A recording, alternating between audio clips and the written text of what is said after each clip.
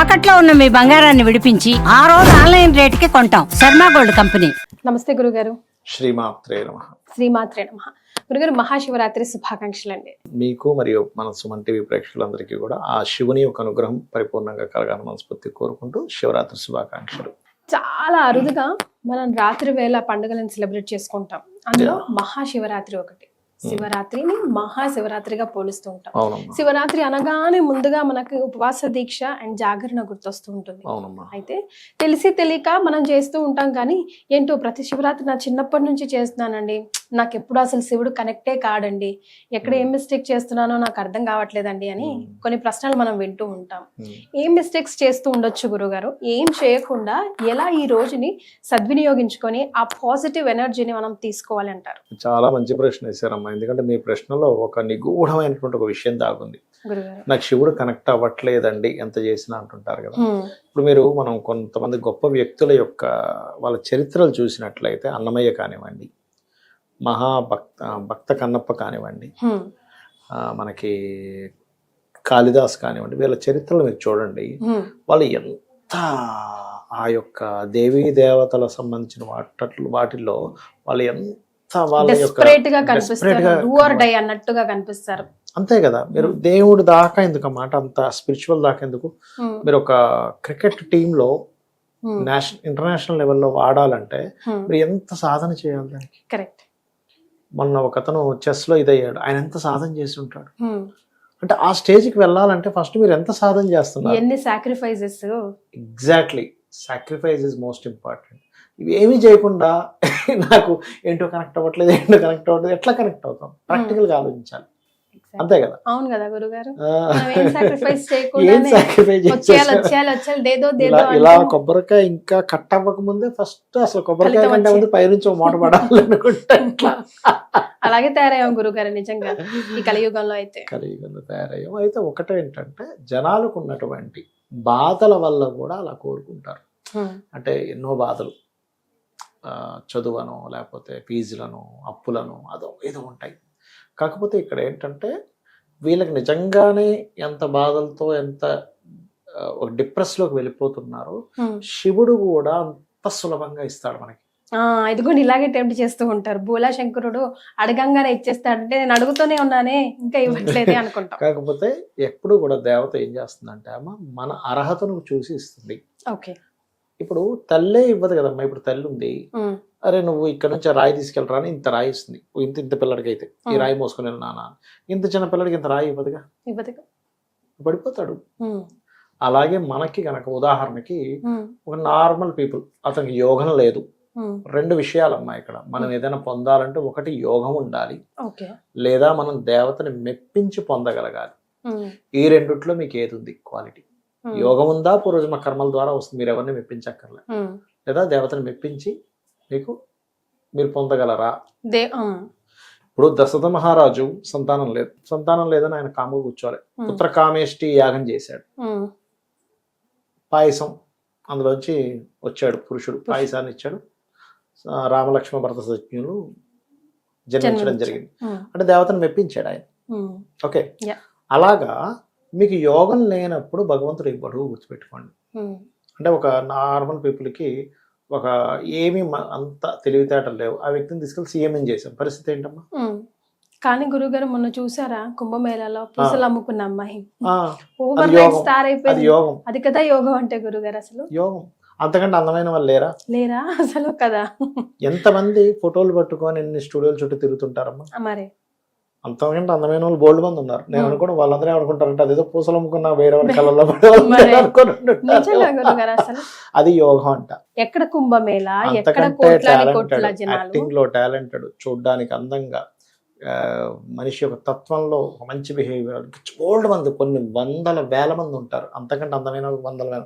కానీ ఆ అమ్మాయిని ఎందుకు వరించింది అంటే అదంతా ఒక యోగం. అదే కుంభమేళలో ఇంకా చాలా మంది ఉండొచ్చు అక్కడ, కానీ ఆవిడని ఎందుకు వరించింది అంటే దట్ ఈస్ యోగం అంటారు. ఆ యోగము మనకి కలగడము, మనం కలిగించుకోవడం. మనకు కలగాలంటే శివరాత్రిలో చేసేటువంటి ఆరాధన ద్వారా మనకు కలుగుతుంది. అది ఎలా కలుగుతుందండి, మీరు ఎలా చెప్పగలరో అనొచ్చు. మనకు ఏదైనా యోగం కలగాలంటే మన కర్మలో ఉండాలి అంటారు. మన కర్మ అంటుంటాం చూసారా, అవును నా కర్మ ఇలా ఉంది, వాడి కర్మ అలా ఉంది, వాడి కర్మ కాబట్టి బాగుంది, వాడి కర్మ బాగుంది అంటాం. మరి ఆ కర్మస్థానాల్లో రవిచంద్రులు ఉంటారమ్మా. ఓకే ఈ శివరాత్రికి ఎప్పుడైనా శివరాత్రి గుర్తుపెట్టుకోండి, రవి చంద్ర అంటే ఆత్మ మనస్సు. ఈ ఆత్మ మనస్సు రెండు కూడా కర్మస్థానాల్లో ఉన్నప్పుడు ఈ కర్మస్థానాల్లో ఉన్న గ్రహస్థితిని శివరాత్రి అంటారు. ఓకే అమావాస్యకి ముందు రోజు.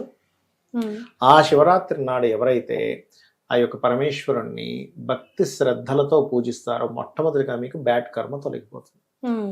మీకు ఏదైనా ఒక పని అవ్వాలంటే మనల్ని ఆపేటువంటి ఒక బ్యాడ్ కర్మ అంటే అదేదో ఎక్కడి నుంచో వచ్చింది కదా, మనం పూర్వజన్మలో చేసుకున్నటువంటి తప్పిదాలే అవన్నీ, మళ్ళీ అవే వచ్చి అడ్డుపడుతూ ఉంటాయి.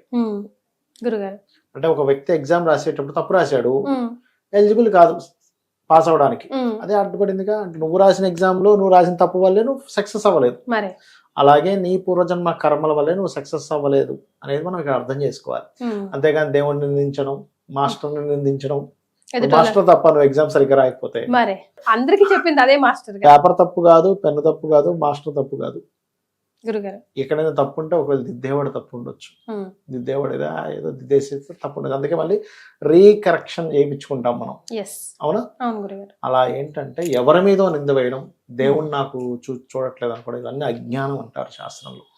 కాబట్టి శివరాత్రి నాడు ఎవరైనా సరే భక్తి శ్రద్ధలతో గనక శివుణ్ణి ఆరాధించినట్లయితే 100% మీ యొక్క కర్మ తొలగుతుంది. ఇందులో కూడా రకరకాల వ్యక్తులకి రకరకాల కోరికలు ఉంటాయి. మీకు సంతానం లేదండి, చాలా మంది బాధపడుతూ ఉంటారు. గంధముతో లేదా పసుపుతో గనక లేదా మామిడి పండు రసంతో, ఇప్పుడు ఎలాగో ఎండాకాలం మామిడి పళ్ళు అక్కడక్కడ స్టార్ట్ అవుతాయి, చేస్తే గనక సంతాన ప్రాప్తి, గురుబలము పెరుగుతుంది. ఇది ముఖ్యంగా సంకల్ప శక్తి పెరుగుతుందమ్మా. గంధంతో గనక అభిషేకం చేస్తే సంకల్ప శక్తి, మీరు ఏదైతే అనుకున్నారో ఈ పని అవ్వాలి అవుతుంది, అయి తీరుతుంది, అందులో ఎటువంటి సందేహం లేదు. ఇన్ని వారాలు చేయాలి అట్లా ఏమైనా ఉందా గురుగారు? శివరాత్రి రోజు మొట్టమొదటిగా చేయాలి. ఎప్పుడైనా ఇలాంటివి మీరు సంకల్పంతో చేయాలనుకుంటే 11 వారాలు చేయాలి. ఇక రెండవది, ఇవాళ రేపు చూడండి వివాహాలు, ఒకప్పుడు వాళ్ళందరూ అదృష్టవంతులు, 25 30 ఏళ్ళ లోపలే అయిపోయేవి. ఇప్పుడు 30 35 40 దాటుతున్నా సరే వివాహం అవ్వట్లేదు. అలాంటి వారు మల్లె పువ్వులతోని లేదా చెరుకు రసంతోని లేదా మిశ్రీతో అభిషేకం చేయాలి స్వామివారికి. చేసినట్లయితే ఖచ్చితంగా వాళ్ళకి వివాహ యోగాన్ని పరమేశ్వరుడు ఇస్తాడు.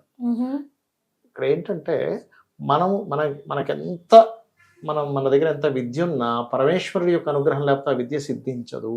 అంతే కదా గురుగారు, ఆయన ఆజ్ఞ లేదే చీమ కూడా కుట్టదుగా. ఎందుకు మనకి మహాభారతంలో చెప్తాడు ఆయన. అర్జునుడు అంటాడు, ఒకటే మాట అంటాడు, అందరికీ చూడడానికి ఓ అర్జునుడు బాణం వేసాడు వాడు చచ్చిపోయాడు అంటున్నాం, కానీ నాకంటే కనిపించింది కృష్ణ, నేను బాణం తీసి వేసే ముందు ఒక త్రిశూలం పట్టుకున్నటువంటి ఒక ఆకారం ఆ యొక్క శత్రువుని సంహరించడం నా కళ్ళతో కనబడుతుంది. అక్కడ సంహారం అయిపోయింది, నేను బాణం వేసి చంపాను అంటున్నారు అందరూ. బార్బరీకుడు కూడా అదే చెప్తాడు. వీళ్ళందరూ లేదా వాళ్ళు బాగా యుద్ధం చేశారు, వీళ్ళు బాగా యుద్ధం చేశారంటే వీళ్ళందరూ కాదు, బార్బరీకుడు కూర్చొని చూశాడు అందరూ యుద్ధం ఎలా చేశారంటే, బార్బరీకుడు అంటాడు వీళ్ళందరూ యుద్ధం చేయడం కాదు, ఒక మహాశక్తి ఒకటి వచ్చి అక్కడ సంహరించడం నేను చూశాను అంటాడు. అంటే ఆయన సంహరించకపోతే నువ్వు యుద్ధం చేసినా సరే, నువ్వు బాణం వేసినా అక్కడ చావదు. ఆయన అనుగ్రహించకపోతే నువ్వేమైనా అనుకున్నా జరగదు. ఆయన అనుగ్రహం కావాలి, ఇది సత్యం. ఈ సత్యాన్ని నువ్వు ఎప్పుడైతే నమ్మి శివునికి అభిషేకం చేస్తావో 100% నీకు ఫలితం ఉంటుంది.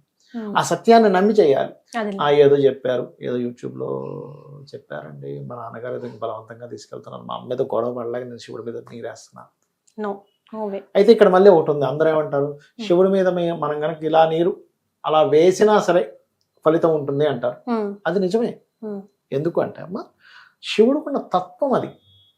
ఎలా అంటే, మీరు ఒక చక్కగా ఒక దీపం పెట్టండి, దాంట్లో వేలు పెట్టండి, అది మీకు దీపం కాలుతుందని తెలిసినా కాలదని తెలిసినా కాలుతుందని తెలిసినా తెలియకపోయినా కాలడం మాత్రం ఖాయం. అలాగే శివుడు మీద మీకు ఎటువంటి ఇది ఉన్నా లేకపోయినా మీరు నీరు వేశారు అంటే దాని తత్వం అది, శివతత్వం ఎలాంటిదంటే మీరు నీరు వేశారు నీకు ఫలితం ఇస్తా అంటే ఇక్కడ మనం అర్థం చేసుకోవాల్సింది ఎలా వేసినా పర్లేదని కాదు, అక్కడ అంత కరుణామయుడు శివుడు అని మనం అర్థం చేసుకోవాలి. అంతేగాని ఎలా వేసినా అవుతుంది కదా అని కాదు అక్కడ అర్థం. ఆయన తత్వమే అది. నీళ్లు వేసామంటే ఆయన తత్వమే అది, ఆయన రిజల్ట్ ఇవ్వడం ఆయన తత్వం. ఇప్పుడు ఒక మంచి సువాసన కలిగిన పుష్పం ఉంది, ఆ వ్యక్తి మూర్ఖుడైనా అదే సువాసన ఇస్తుంది, మరి మంచివాడైనా అదే సువాసన ఇస్తుంది. పుష్పం యొక్క తత్వం తత్వం అది, అది ఎవరి కోసమో శివుడి మారదు. యొక్క తత్వం అది. అది మనం అర్థం చేసుకోగలగాలి. అది మరి ఇప్పుడు ఉపవాస దీక్ష గురించి మాట్లాడుకుంటాం. చాలా మంది ఈ శివరాత్రికి ఇప్పుడే మొదటిసారి మొదలు పెట్టామని ఇన్స్పైర్ అయ్యి మొదలు పెడుతూ ఉంటారు. సో ఎగ్జాక్ట్ గా ఏం చేయాలంటారు గురుగారు? అసలు మొత్తమే వాటర్ తీసుకోరు కొంతమంది ఇష్టానుసారంగా చేస్తూ ఉంటారు. అసలు దాని పరమార్థం తెలుసుకుంటే ఎవరు ఎలా అయినా చేసుకోవచ్చు. మనకి శాస్త్రాల్లో చెప్పింది అయితే ఎప్పుడు కూడా ఉపవాసం పూజ మనకి శివరాత్రి లాంటి సమయంలో అక్కర్లేదు, కేవలం ఏకాదశికి ఉపవాసం చెప్పారు. శివరాత్రికి కూడా ఉపవాసం చెప్తానండి. ఎందుకు ఉండాలి ఉపవాసం అనేది రీజన్ చెప్తానండి. ఉపవాసము మనం పొద్దున్న చక్కగా భోజనాలు చేస్తూ కూర్చున్నాం అనుకోండి, మరి రాత్రి మీరు జాగ్రత్త చేయలేము. ఎందుకు? మీ శరీరం సహకరించదు. ఫుడ్ లోపల ఉంది, నిద్రపో అని పడుకోబెట్టేస్తుంది, జాగరణ అవ్వదు. అందుకని ఏం చేస్తారంటే ఉండగలిగే వాళ్ళు ఉంటారు, కానీ శాస్త్రంలో చెప్పింది ఏమిటంటే పళ్ళ రసాలు తీసుకోమని చెప్పింది. పళ్ళ రసాలతో అభిషేకం చేసి అదే పళ్ళ రసాలను ఈశ్వర ప్రీతిగా మీరు చేశారు, ఈశ్వరుడి యొక్క ప్రసాదంగా మీరు స్వీకరించండి తగు మోతాదులో. మరి కుంభాలు తాగేయడం కదా, తీసుకెళ్ళి మళ్ళీ నిద్ర వస్తుంది. ఓకే, దీనివల్ల ఏం జరుగుతుంది? మీరు సైంటిఫిక్ గా మీరు ఏదైనా డాక్టర్ని ఎవరైనా న్యూట్రిషన్ కన్సల్ట్ చేయండి, వాళ్ళు ఏమంటారు? వీక్లీ వన్స్ ఫ్రూట్స్ తినండి అంటారు. అవునా? దానివల్ల ఏంటి? మీ యొక్క బాడీ ఏదైతే ఉందో కామన్ గా ఫ్రూట్స్ మీరు తింటున్నారు అనుకోండి వీక్లీ వన్స్, బాడీ స్కిన్ లోని తేజస్సులో చాలా తేడా ఉంటుంది. అవునా కదా? అవుతుంది. రెండవది, ఎప్పుడైనా సరే డాక్టర్లు మనకి ఏమండి నాకు హెల్త్ బాగాలేదంటే ఫస్ట్ అడిగేది ఏమండి మీకు నిద్ర ఎలా పడుతుంది అంటాడు. ఈరోజు టాబ్లెట్లు రాసిచ్చాక నెక్స్ట్ డే వచ్చాక నిద్ర ఎలా పట్టిందండి అంటారు. బాగా పట్టింది డాక్టర్ గారు అంటే అయితే మీకు జబ్బు తగ్గిపోద్దండి అంటారు. ఎప్పుడైతే మనం జాగరణ ఉంటామో ఉదయం మొత్తం చక్కగా శివార్చనతోనే శివుడి యొక్క నామంతోనే ఉన్నాం. శివనామం పలికేటప్పుడు కూడా ఓం నమ శివాయ అన్నప్పుడు మీ స్పందన మీ లోపల ఇది కలగాలి, అంత మనస్ఫూర్తిగా నాలు ఓం నమ శివాయ ఓం నమ శివాయ ఓం నమ శివాయ అంటుంటే మీకు ఆ సెన్స్ తెలియాలి, శివుడికి నమస్కరిస్తున్నా అనే ఫీలింగ్ రావాలి. ఏదో ఓం నమ శివాయ ఓం నమ శివాయ అనుకుంటే కలగదమ్మా అది. వైబ్రేషన్స్ తెలియాలి మీకు. తెలుస్తూ అలా అంటే శివుడు అక్కడికి వచ్చి మీ లోపల తాండవిస్తుంటాడు. అలా గనక చేస్తే మీ లోపల తాండవిస్తుంటాడు, మీరు అబ్జర్వ్ చేయండి. అవును గురుగారు. ఓకే, ఆ ఫీల్ అర్థమవుతుంది. అలా చేస్తూ ఉదయము మధ్యాహ్నము రాత్రి లింగోద్భవ కాలంలో కూడా అభిషేకం చేసి వీలైనంత తగినంత పళ్ళరసాన్ని తీసుకుంటూ లేదా పళ్ళని తీసుకుంటూ రాత్రి సమయంలో పూర్తిగా జాగరణ ఉంటూ ఏదో పిచ్చి పిచ్చి సినిమాలు చూస్తూ కాకుండా చక్కగా శివనామ స్మరణలోనే జాగరణ ఉంటూ, ఇంకొంతమంది ఆ వైకుంఠపాలు కూడా ఆడుతూ శివనామ స్మరణతోనే ఆడతారు. ఎందుకంటే ఆ దోషం పోతుంది, మన లైఫ్ లో ఉండేటువంటి అప్ అండ్ డౌన్స్ పోవాలని చేస్తూ. మళ్ళీ చాలా మంది చేసేది ఏంటి, రాత్రంతా జాగ్రత్త ఉండి పొద్దున పుసుకుని నిద్రపోతారు. అసలు అలా చేయకూడదు, దానివల్ల ఫలితమే ఉండదు. నెక్స్ట్ డే రాత్రికి కానీ నిద్రపోకూడదు. అప్పుడు ఏంటి, నిద్రను ఆపి ఆపి ఆపి నిద్రపోతారు చూసారా, ఇంకా నిద్ర వస్తుంది. నెక్స్ట్ డే బాడీలో ఏదైతే మీకు అనారోగ్యాన్ని కలిగించేటువంటిది ఉంటుందో అది తొలగిపోతుంది. ఏం చేశారు మీరు? చాంటింగ్ చేశారు. 5th హౌస్ చాంటింగ్ అంటే ఏంటి? పంచమ స్థానం. 5th హౌస్ యాక్టివ్ అయింది. ఓం నమ శివాయ నమ శివాయ నమ శివాయ చేశారు. ఆ ఎనర్జీ ఎలా ఉంటుందంటే మీకు తెలియదు అసలు. మీరు అసలు మనస్ఫూర్తిగా చేసి చూడండి. అసలు ఒక్కసారి మనం ఎన్నో పనులు చేస్తుంటాం అమ్మా, అన్ని రకరకాల ఆలోచన, రకరకాల స్వార్థంతో, రకరకాల అంటే లాభాపేక్షతో చేస్తాడు. నేను కాదనట్లే. ఒక వ్యాపారం చేశాడు లాభాపేక్ష, ఉద్యోగం చేసాడు లాభాపేక్ష, ఒక డీల్ కుదుర్చుకున్నాడు లాభాపేక్ష, కాదనట్లే. కానీ కనీసం భగవత్ సేవనైనా, భగవత్ మంత్రాన్నైనా, భగవత్ సంబంధించిన పూజనైనా లాభాపేక్ష లేకుండా చేయండి. కనీసం అంటే సాటిస్ఫాక్షన్. మీకు ఏమనిపిస్తుంది అంటే అబ్బా నేను శివుడి పూజ అయినా సరే ఏమీ ఆశించకుండా చేశాను, నేను ఐఎమ్ వెరీ హ్యాపీ. మీరు ఆశించి చేయండి, ఆశించకుండా చేయండి, మీరే చూస్తారా తేడా. మీకు ఎంతో హ్యాపీగా అనిపిస్తుంది, అబ్బా బాగా చేసుకున్నాను నేను పూజ.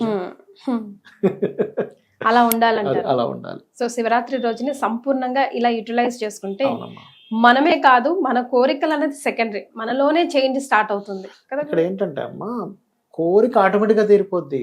మీరు ఒక స్టవ్ మీద ఒక పొయ్యి పెట్టారు, నీళ్లు వేశారు, స్టవ్ వెలిగించారు. మీరు కోరక్కర్లేదు అది ఉడకాలని, అది ఆటోమేటిక్ గా ఉడుకుతుంది. మీరు దానికి మేనిఫెస్టేషన్స్ ఏమో చేయకలేదు, దాని లక్షణం వేడి పుట్టించడం, అది వేడి పుడుతుంది, అంతే. ఆ నీళ్ళు వేడెక్కుతాయి. మీరు దాన్ని మేనిఫెస్ట్ చేయడం ఏమక్కర్లే, అది ఇచ్చేస్తే ఆటోమేటిక్ రిజల్ట్ వచ్చేస్తుంది.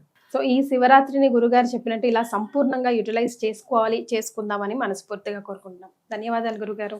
శ్రీమాత్రే నమః. శ్రీమాత్రే నమః.